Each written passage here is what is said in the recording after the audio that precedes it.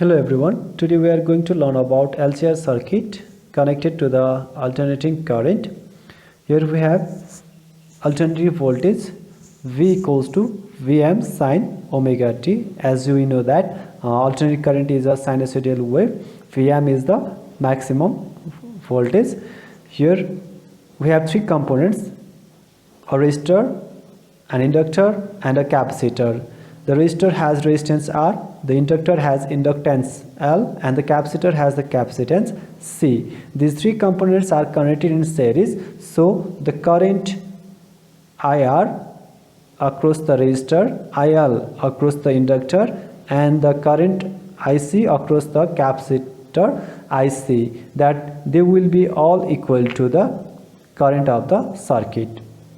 But the potential supplied by the circuit V will be divided along the three components. That means V will be equal to VR plus VL plus VC. VR is the voltage drop across the resistor, VL is the voltage drop across the inductor, and VC is the voltage drop across the capacitor. Now let us write the expression for these voltages. From the Ohm's law, we have VR is equals to IR. Similarly, VL will be given by IXL, where XL is the inductive reactance.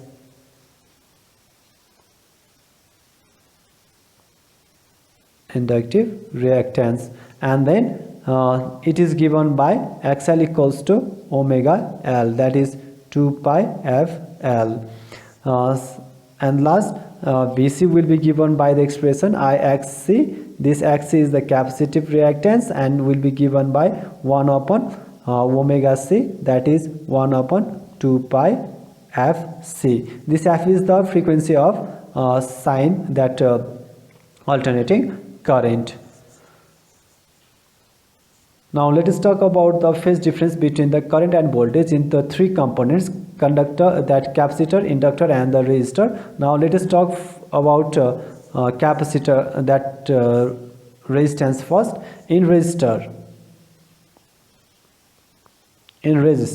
the voltage VR across the resistor and the current I, they will be along the same direction. Therefore the phase difference between them will be 0. Phase difference will be 0 in case of resistor.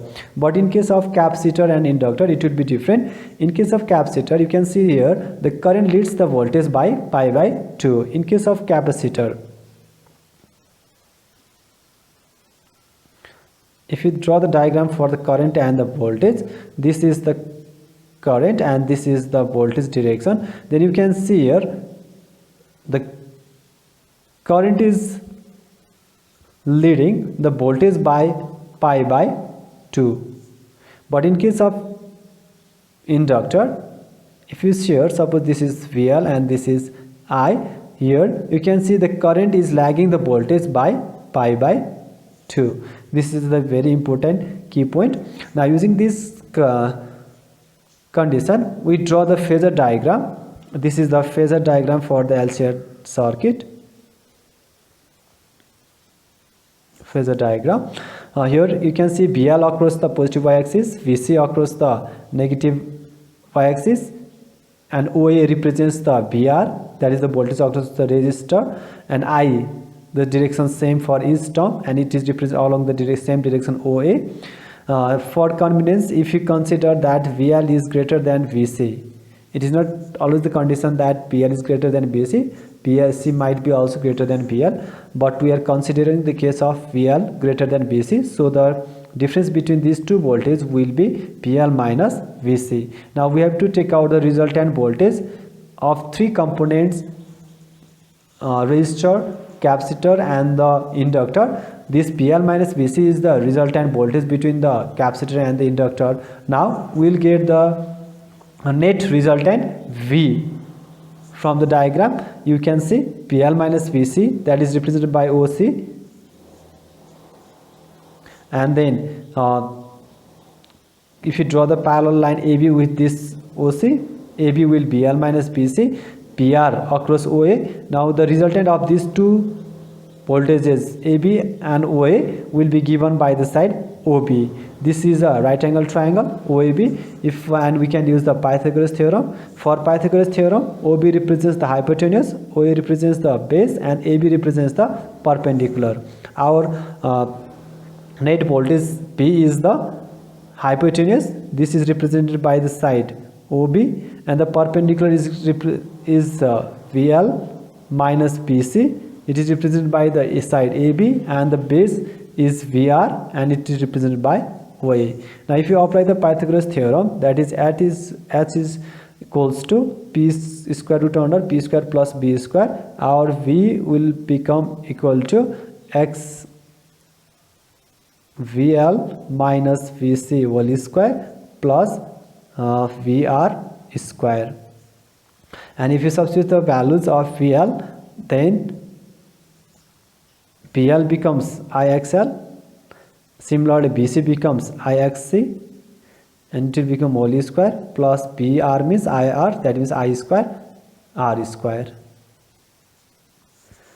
If you take out the I square and from the root, you will get I root under XL minus XC whole square plus R square. And this equation can be written in the format of V equals to IZ, where Z is equals to XL minus XC whole square plus R square under square root. This is called the impedance of the circuit. Impedance of the circuit. Impedance means the net resistance offered by the three components: resistor, inductor, and the capacitance in the circuit. That is V equals to IZ, so Z equals to V upon I. Now let us talk about the phase angle phi. In the figure you can see the phi. This phi represents the phase angle, and considering the tangent of this angle phi, tan phi is equals to P upon B, that means AB upon OA. That phase angle will be given by phase angle phi will be given by tan phi is equals to perpendicular upon base. In perpendicular, that is VL minus VC upon VR. Now in term of I, it will become IXL minus IXC upon IR. Now if you eliminate the I, then phi becomes tan inverse XL minus XC upon R. Okay, this is the expression for the phase angle. Okay, if you like this video, for further videos please do like this video, subscribe, and then share it.